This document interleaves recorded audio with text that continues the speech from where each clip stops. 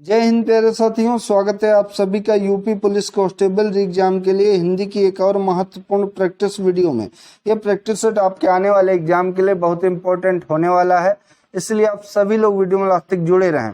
तो चलिए आज की वीडियो शुरू करते हैं। पहला प्रश्न है, मुहावरे अपना सामान्य अर्थ न देकर रिक्त स्थान है किसका अर्थ प्रकट करते हैं? विशेष, विपरीत, पर्याय या फिर असामान्य। तो मुहावरा उस वाक्यांश को कहा जाता है जिसका शाब्दिक अर्थ ना होकर विलक्षण अथवा विशेष अर्थ होता है। तो राइट ऑप्शन नंबर ए इसका हो जाएगा। अगला प्रश्न है, एक पंथ दो काज लोकोक्ति का अर्थ क्या है? एक काज होना, लाभ ही लाभ होना या एक काम से चार लाभ होना? तो ये भी गलत है। राइट ऑप्शन नंबर डी हो जाएगा कि एक ही काम से दो लाभ होना, ये एक पंथ दो काज लोकोक्ति का अर्थ है। अगला, हिंदी में पूर्ण विराम का चिन्ह कौन सा है? तो हिंदी में पूर्ण विराम चिन्ह का उपयोग किसी वाक्य के लास्ट में किया जाता है, जैसे कि इन दोनों वाक्य में किया गया है। और पूर्ण विराम चिन्ह जो कि ऑप्शन नंबर सी में दिया गया है, सी इसका राइट ऑप्शन हो जाएगा। ऑप्शन नंबर डी में यहाँ पर प्रश्नवाचक चिन्ह दिया गया है। कौन सा चिन्ह दिया गया है? तो प्रश्नवाचक चिन्ह दिया गया है। ऑप्शन नंबर ए में विस्मयादिबोधक चिन्ह दिया गया है। ऑप्शन नंबर बी में यहाँ पर नुक्ता चिन्ह का प्रयोग किया गया है, जो कि अरबी फारसी भाषाओं में, जैसे कि यहाँ पर ये नुक्ता प्रयोग किया जाता है, ये नुक्ता का चिन्ह है। तो राइट ऑप्शन नंबर सी है इसका। अगला, दूध का धुला होना मुहावरे का सही अर्थ क्या होगा? निर्दोष होना, दोषी होना, पाप करना या चोरी करना? तो दूध का धुला होना इस मुहावरे का अर्थ होगा निर्दोष होना। राइट ऑप्शन नंबर ए है। अगला, निम्न में से तालव्य ध्वनियां कौन कौन सी हैं? टा, पा, शा या फिर का? तो तालु और जीभ के स्पर्श से बोले जाने वाले वर्णों को तालव्य वर्ण या तालव्य ध्वनियां कहा जाता है। कौन कौन सी होती हैं? तो छोटी ई, बड़ी ई, चा वर्ग के जितने भी हैं, चा, छा, जा, झा और या, ठीक है, ये सभी वर्ण, या और ये गोल वाली सा, ये सभी जो कि तालव्य ध्वनियां होती हैं। तो इनमें से गोल वाली सा दी गई है जो कि ऑप्शन नंबर सी में है, इसलिए ये इसका राइट ऑप्शन हो जाएगा। अगला, निम्न में से कौन सा अघोष है? का, गा, घा या फिर जा? तो जिन व्यंजन वर्णों के उच्चारण में स्वर तंत्रियां झकृत होती हैं उन्हें घोष कहा जाता है, और जिनके उच्चारण में झकृत नहीं होती यानी कि वाइब्रेशन नहीं होता है, वो सांस का प्रयोग किया जाता है, उन्हें अघोष कहा जाता है। इसमें अघोष जो कि का है, क्योंकि का अगर उच्चारण करेंगे तो क बहुत कम सांस का प्रयोग किया जाएगा और स्वर तंत्रियां इसमें झकृत नहीं होती हैं, तो इसलिए ये अघोष वर्ण है। राइट ऑप्शन नंबर इसका हो जाएगा। अगला, सभी मिलकर स्कूल जाता है वाक्य का शुद्ध रूप क्या हो जाएगा? सभी मिलकर स्कूल गए, सभी मिलकर साथ स्कूल जाते हैं, सभी मिलकर स्कूल जाते हैं या सभी साथ स्कूल जाते हैं? तो सभी मिलकर स्कूल जाता है वाक्य का शुद्ध रूप होगा कि सभी साथ स्कूल जाते हैं। राइट ऑप्शन नंबर डी इसका हो जाएगा। अगला, रसोई घर में कौन सा समास है? अव्ययी भाव, तत्पुरुष, द्विगु या फिर द्वंद्व समास? तो रसोई घर में जो कि तत्पुरुष समास होगा। राइट ऑप्शन नंबर बी इसका हो जाएगा। ठीक है। अगला क्वेश्चन, काली घटा का घमंड घटा पंक्ति में कौन सा अलंकार है? यमक, उत्प्रेक्षा, रूपक, उपमा? तो इन पंक्तियों में यमक अलंकार है। यमक अलंकार वहां पर होता है जहां पर कोई शब्द दो या दो से अधिक बार आए परंतु उसका अर्थ अलग अलग हो, वहां पर यमक अलंकार का उपयोग किया जाता है। जैसे कि यहाँ पर पहली जो घटा है वो बादल में छाने वाली घटा से है, अर्थात बदली से है, और दूसरी घटा है इसका अर्थ है घटना का कम होना। तो यहाँ पर अलग अलग अर्थ दिया गया है लेकिन शब्द दो बार आया है, इसलिए यहाँ पर यमक अलंकार हो जाएगा। तो राइट ऑप्शन नंबर ए है इसका। अगला, इनमें से कौन सा शब्द उपसर्ग रहित है? तो उपसर्ग रहित इनमें से शब्द आपको बताना है, जो कि ऑप्शन नंबर डी है। सुरेश में कोई भी उपसर्ग का प्रयोग नहीं किया गया है, जबकि अत्यधिक में अति उपसर्ग का प्रयोग किया गया है। विदेश में वि उपसर्ग का प्रयोग किया गया है, और सुयोग में सु उपसर्ग का प्रयोग किया गया है, लेकिन सुरेश में कोई उपसर्ग नहीं प्रयोग किया गया है, इसलिए राइट ऑप्शन डी इसका हो जाएगा। अगला, संविधान के किस अनुच्छेद में सरकार के उन कर्तव्यों एवं दायित्वों का उल्लेख किया गया है जिनका पालन हिंदी के प्रचार प्रसार और विकास के लिए किया जाता है। अनुच्छेद 343, अनुच्छेद 344, अनुच्छेद 351, अनुच्छेद 350। तो इसका राइट ऑप्शन हो जाएगा अनुच्छेद 351 के अंतर्गत कहा गया है कि संघ का यह कर्तव्य होगा कि वह हिंदी भाषा का प्रसार बढ़ाए, उसका विकास करे, जिससे हिंदी की सामासिक संस्कृत के सभी तत्वों की अभिव्यक्ति का माध्यम बन सके। तो right option option number C इसका हो जाएगा। अगला, जब वाक्य की क्रिया के लिंग वचन और पुरुष कर्ता अथवा कर्म के लिंग वचन और पुरुष के अनुसार ना होकर एक वचन पुल्लिंग तथा अन्य पुरुष में हो, तब वहां पर कौन सा वाच्य होता है? कर्मवाच्य, कर्तवाच्य, भाववाच्य या फिर इनमें से कोई नहीं? तो वहां पर भाववाच्य होता है। Right option option number C इसका हो जाएगा। ठीक है, इसका उदाहरण देखेंगे तो जैसे कि राम से पढ़ा नहीं जाता, राम से पढ़ा नहीं जाता, ये इसका उदाहरण हो जाएगा, ये भाववाच्य होगा। ठीक है, राइट ऑप्शन सी है। अगला, इनमें से किससे शब्द का आरंभ नहीं होता? तो फा से भी होता है, अड़ा से, डा से, जा से। तो इनमें से आपको बताना है किससे शब्द का आरंभ नहीं होता। तो अड़ा से शब्द का आरंभ नहीं होता। Right option option number B हो जाएगा। अगला, देवर शब्द का तत्सम रूप कौन सा होगा? दूभर, द्विवर, दुर्वाह या द्वितीय वर? तो देवर का तत्सम रूप जो कि हो जाएगा द्विवर। ऑप्शन नंबर 20 का राइट ऑप्शन है। अगला, इनमें से कौन सा शब्द मछली का पर्यायवाची शब्द नहीं है? तो इनमें से पूछा है कौन सा शब्द नहीं है। तो सफरी, मीन और मत्स्य, ये तीनों जो कि मछली के पर्यायवाची शब्द हैं, लेकिन जलोदरी मछली शब्द का पर्यायवाची शब्द नहीं है। ठीक है, तो ये राइट ऑप्शन ऑप्शन नंबर 20 का हो जाएगा। अगला प्रश्न, काला घोड़ा तेज दौड़ता है में क्रिया विशेषण कौन सा रहेगा? दौड़ता है, घोड़ा, तेज या काला? तो इनमें से क्रिया विशेषण शब्द होगा तेज। Right option option number C इसका हो जाएगा। अगला, मैं खाता हूं कर्मवाच्य रूप होगा इसका। तो मैं खाता हूं इस वाक्य का कर्मवाच्य रूप कौन सा होगा? कि मुझसे खाया जाता था, मेरे से खाया जाता था, मुझसे खाया नहीं जाता है या मुझसे खाया जाता है? तो मैं खाता हूं इसका कर्मवाच्य हो जाएगा कि मुझसे खाया जाता है। Right option option number D इसका हो जाएगा। ठीक है, अगला क्वेश्चन, मैं रोज पढ़ता हूं वाक्य में क्रिया विशेषण का भेद कौन सा है? तो मैं रोज पढ़ता हूं स्थानवाचक है, रीतिवाचक है, कालवाचक है या फिर परिमाणवाचक क्रिया विशेषण है? तो इस वाक्य में बात समय की जा रही है, इसलिए कालवाचक क्रिया विशेषण होगा। क्योंकि मैं रोज पढ़ता हूं तो कालवाचक क्रिया विशेषण राइट ऑप्शन सी है इसका। अगला, हास्य रस का स्थायी भाव क्या है? हास, रति, रौद्र या विभत्स? तो श्रृंगार रस का स्थायी भाव तो रति है।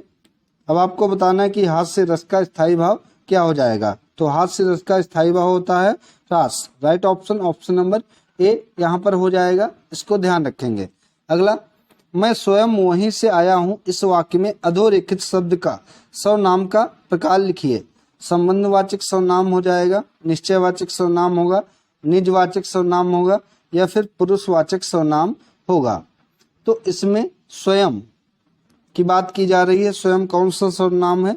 तो यहाँ निजवाचक सर्वनाम है। Right option option number C हो जाएगा। ठीक है, अगला, बंदव गुरुपद पदम परागा सुरुचि सुबास सरस अनुरागा अमीय मुरी में चूरन चारू समन सकल बहु रुज परिवारू में कौन सा छंद है? तोटक, छप्पय, कुंडलियां या फिर चौपाई? तो प्रस्तुत पंक्तियों में चौपाई है।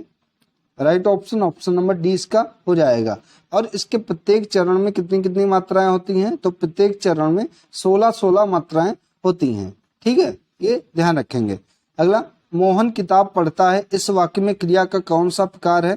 पूर्वकालिक क्रिया है, सकर्मक क्रिया है, अनेकार्थक क्रिया है या फिर अकर्मक क्रिया है? तो मोहन किताब पढ़ता है इस वाक्य में सकर्मक क्रिया है। राइट ऑप्शन ऑप्शन नंबर 20 का हो जाएगा। ठीक है, अगला, इनमें से कौन सा शब्द तद्भव है? कंधा, मत्स्य, दंत या फिर मृत्यु? तो इनमें से तद्भव शब्द जो कि कंधा है। राइट ऑप्शन ऑप्शन नंबर ए इसका हो जाएगा। अगर इसका तत्सम देखेंगे तो इसका तत्सम होता है स्कंध, कंधे का तत्सम होता है स्कंध, ठीक है। और मत्स्य का तद्भव क्या होगा, तो मत्स्य का तद्भव होता है मछली। मृत्यु का तद्भव क्या होगा, तो मृत्यु का तद्भव होता है मौत। और दंत का तद्भव क्या होता, तो दंत का तद्भव होता है दांत।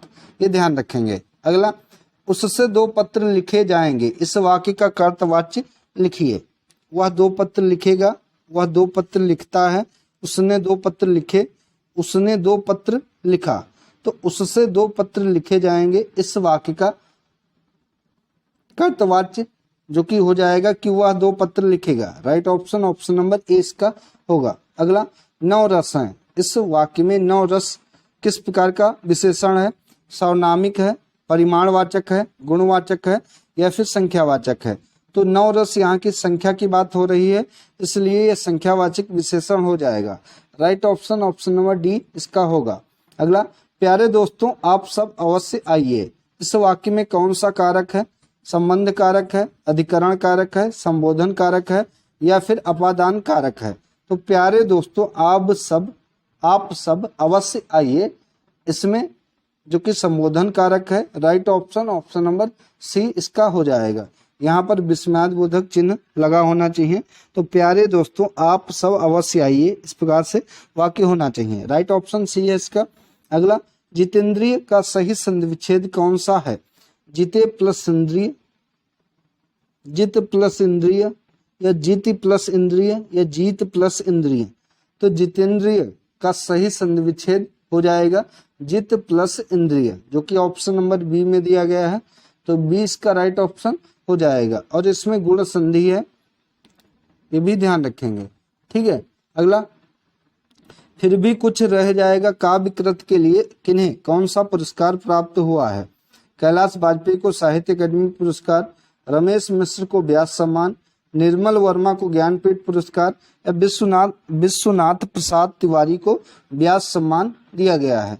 तो फिर भी कुछ रह जाएगा, ये काव्यकृत जो कि है विश्वनाथ प्रसाद तिवारी की, और इनको व्यास सम्मान इसके लिए दिया गया था सन 2010 में, ठीक है। Right option, option number D है। अगला, इनमें से कौन सी भाषा संविधान की 8वीं अनुसूची में शामिल नहीं है, मणिपुरी, संथाली, भोजपुरी, मराठी।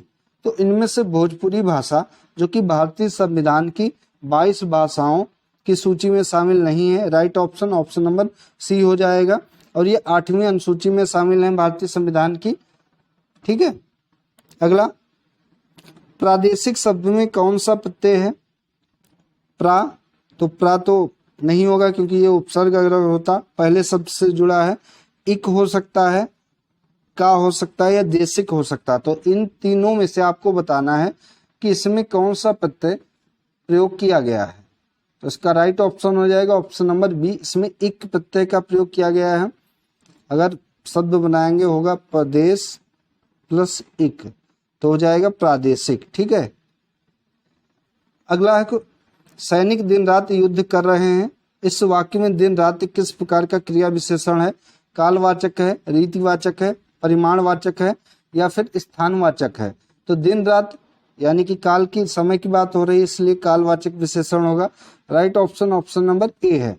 गीतांजलि का सही संधि विच्छेद कौन सा होगा, गीता प्लस अंजलि, गीता प्लस अंजलि, या गीतांजलि, ये तो गलत ही होगा, या गीत प्लस अंजलि।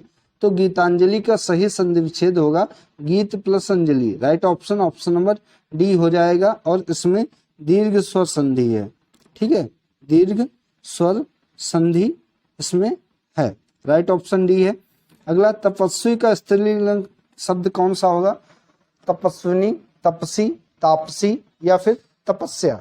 तो तपस्वी का स्त्रीलिंग शब्द जो कि हो जाएगा तपस्विनी। Right option, option number A है। अगला, आचार्य का पुल्लिंग शब्द क्या होगा, गुरु, आचार्य, शिक्षक, या फिर आर्य। तो आचार्य का पुल्लिंग शब्द जो कि आचार्य होगा। Right option, option number B इसका हो जाएगा। आगे अनुच्छेद दिया गया है, इसको ध्यानपूर्वक पढ़ना है और उसके बाद इससे संबंधित प्रश्नों के जवाब देने हैं। तो संयुक्त राष्ट्र विश्व जल विकास रिपोर्ट 2018 के अनुसार जलवायु परिवर्तन से पानी के वैश्विक चक्र पर भी असर पड़ेगा। इससे बारिश वाले इलाकों में ज्यादा पानी बरसेगा, वह सूखाग्रस्त इलाकों में असूखा पड़ेगा। जलाशय, नहर, ट्रीटमेंट प्लांट नई चुनौतियों का मुकाबला नहीं कर पाएंगे। ज़्यादा कीमत, ज़्यादा जगह न मिलना, गाद की समस्या और पाबंदियों के चलते नए जलाशयों का निर्माण भी मुश्किल है। इस रिपोर्ट में सुझाव दिया गया है कि पानी के बेहतर प्रबंधन के लिए प्रकृति पर आधारित उपायों पर जोर देना चाहिए, जैसे कि पानी संग्रहण, भूमि की नमी बढ़ाना, झीलों और भूजल स्तर में वृद्धि के प्रयास करना। बांध बनाने की अपेक्षा से बेहतर विकल्प है। शोधकर्ताओं के मुताबिक ये प्राकृतिक विकल्प पानी को साफ भी करेंगे और उसकी आपूर्ति भी करेंगे। अमेरिका के न्यूयॉर्क शहर में पानी की समस्या से निपटने के लिए जलाशय की रक्षा, वन संरक्षण और वातावरण के अनुकूल खेती पर जोर दिया जा रहा है। अनुच्छेद पढ़कर दिए गए सवालों के सही जवाब चुनिए। तो पहला सवाल है, संयुक्त राष्ट्र के विश्व जल विकास रिपोर्ट 2018 के अनुसार पानी के वैश्विक चक्र पर किसका असर पड़ेगा? बारिश का, सूखे का, जलवायु परिवर्तन का या फिर जल आपूर्ति का? तो जलवायु परिवर्तन का असर पड़ेगा। राइट ऑप्शन सी इसका हो जाएगा।